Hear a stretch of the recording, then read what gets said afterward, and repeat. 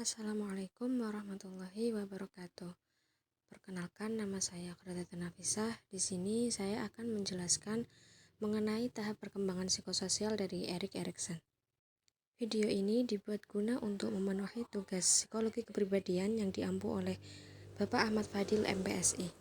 Seperti yang tertera pada gambar, di sini saya akan menjelaskan mengenai 8 tahap perkembangan psikososial dari Erik Erikson. Setiap tahap melibatkan krisis atau konflik psikososial spesifik yang harus diselesaikan individu untuk berkembang secara sehat. Baik, sekarang kita masuk pada tahap perkembangan pertama, yaitu trust versus mistrust yang terjadi pada bayi umur 0-1 tahun. Pada tahap ini, bayi belajar apakah orang di sekitarnya itu bisa dipercaya atau tidak. Tahap ini berkaitan dengan hubungan pertama bayi dengan pengasuh utama, biasanya ibu. Bila kebutuhan bayi seperti makan, kenyamanan, kasih sayang terpenuhi secara konsisten, bayi akan belajar mempercayai dunia. Namun, jika sebaliknya kebutuhan tersebut tidak terpenuhi, maka anak akan berkembang rasa takut dan tidak percaya. Contohnya, ketika bayi menangis karena lapar.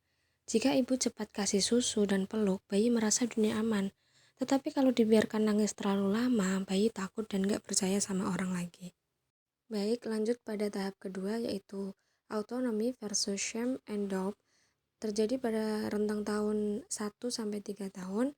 Pada tahap ini, anak mulai belajar mandiri seperti pilih baju atau makan sendiri. Namun, jika anak terlalu dikontrol atau diatur, anak akan malu dan ragu pada kemampuannya. Contohnya, jika anak kecil mencoba untuk memakai baju sendiri, kalau ibu bilang, "Wah, pinternya anak ibu bisa cari baju sendiri," anak jadi percaya diri. Tetapi, jika anak itu dimarahi, misal, "Kok kamu lama banget sih cari baju?" Anak malu dan takut untuk coba lagi. Kemudian masuk pada tahap inisiatif versus guilt, rentang usianya sekitar 3-6 tahun. Pada tahap ini, anak mulai punya ide dan inisiatif, bertanya banyak hal dan mencoba hal baru. Jika anak diizinkan untuk bereksplorasi, mereka akan tumbuh kreatif dan percaya diri. Namun, jika sering dibanding-bandingkan atau dikritik, anak akan merasa minder atau rendah diri karena tidak bisa melakukan sesuatu seperti teman-temannya. Contohnya seperti pada gambar tersebut terdapat anak sedang mewarnai gambar bunga. Dia memilih warna kuning untuk bunga. Meski biasanya bunga warna merah, ibunya bilang, "Wow, bunga kamu unik banget. Coba ceritain kenapa pilih warna kuning." Nah, dari kata-kata tersebut, anak akan senang dan cerita tentang bunga yang ia gambar. Dan jadi lebih percaya diri untuk berkreasi. Namun, jika respon ibunya itu bilang, bunga kok warna kuning sih? Harusnya merah. Salah itu. Jika anak tersebut diomongin seperti itu, anak akan merasa bersalah, takut mewarnai lagi, dan cenderung ikut aturan ketat supaya nggak dimarahi sama ibunya lagi. Baik, masuk pada tahap selanjutnya, yaitu industri versus inferiority. Rentang usianya 6-12 tahun. Pada tahap ini, anak mulai memasuki dunia sekolah dan belajar berbagai keterampilan. Bila mendapatkan pengakuan atas usahanya, ia merasa kompeten. Tetapi jika terlalu sering dimarahi atau dilarang, mereka bisa tumbuh dengan rasa bersalah dan takut untuk mencoba hal baru. Seperti pada contoh anak SD yang sedang latihan sepak bola di lapangan sekolah. Dia coba menendang bola ke gawang, tapi beberapa kali gagal. Kemudian pelatihnya bilang, "Bagus, coba sekarang coba lagi dengan kaki kiri, pasti bisa." Anak itu terus berlatih, akhirnya berhasil mencetak gol dan merasa bangga serta percaya diri untuk terus belajar. Namun, jika pelatihnya bilang, "Kamu itu nggak bakat di sepak bola, mending pulang aja. Di sini cuma jadi beban." Anak itu akan merasa minder, takut mencoba lagi, dan akhirnya berhenti ikut latihan sepak bola. Baik, tahapan yang selanjutnya yaitu identity versus role confusion. Rentang tahun dari tahap ini adalah 12-20 tahun. Pada tahap ini, remaja mulai mencari jati diri, seperti hobi, teman, atau cita-cita. Apabila berhasil, mereka tahu siapa dirinya. Tetapi jika gagal, mereka kebingungan peran dan gak punya arah. Seperti pada gambar tersebut, terdapat remaja cewek yang suka bermain gitar dan menulis lagu. Pada saat itu, ketika ada pentas seni di sekolah, dia ikut menyumbang lagu dan memainkan gitarnya. Apabila respon teman-temannya, orang tua atau gurunya itu muji, seperti kayak, lagumu itu keren, terus kembangkan ya. Maka remaja tersebut merasa bangga tahu bahwa musik adalah bagian dari jati dirinya dan juga jadi lebih percaya diri mengejar passionnya sebagai musisi. Tetapi jika orang tuanya justru malah bilang kayak musik itu cuma buang waktu, fokus belajar aja biar jadi dokter. Terus teman-temannya juga mengejek kayak lagu kamu itu nggak bagus loh, nggak keren, norak.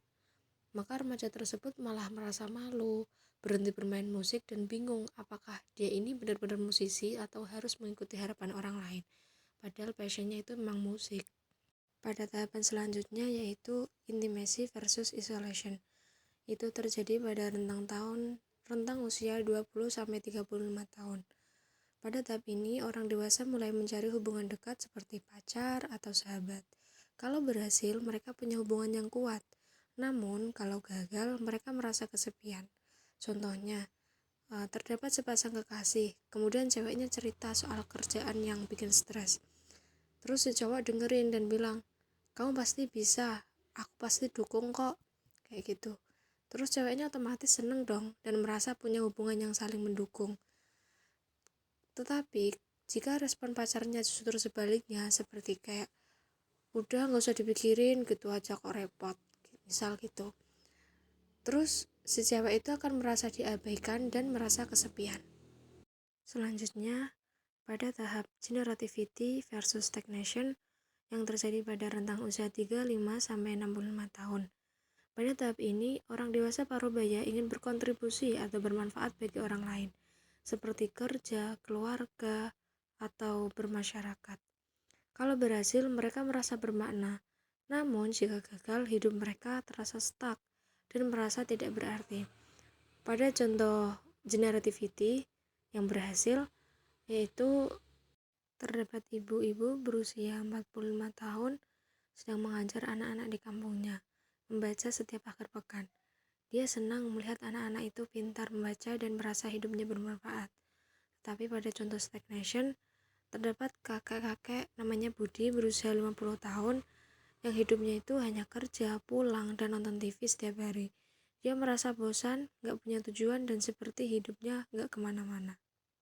Pada tahapan psikososial yang terakhir terjadi pada rentang usia 65 tahun ke atas, yaitu ego integrity versus despair. Pada tahap ini, lansia merefleksi hidup mereka. Kalau merasa hidupnya bermakna, mereka puas dan tenang. Tetapi jika banyak penyesalan, mereka merasa pasrah atau putus asa.